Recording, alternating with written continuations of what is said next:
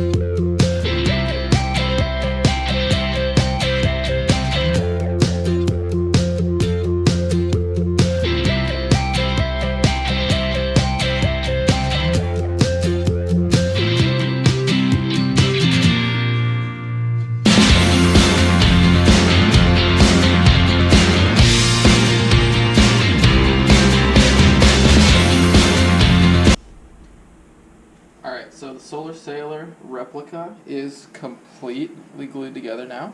What we're going to go ahead and do now is give it a base coat of white before we move on to taping off the sections that will be red on the rocket. So this is what it looks like unpainted, and when we're finished it should look a little more like this. It won't have a lot of the stickers on it because I just don't want to remake those, but I'll definitely have the red on top. The red stripe down here will be on there, and I may take some time and paint some of the black stripes on the fins, but this is what it should look like. GoPro, stop recording.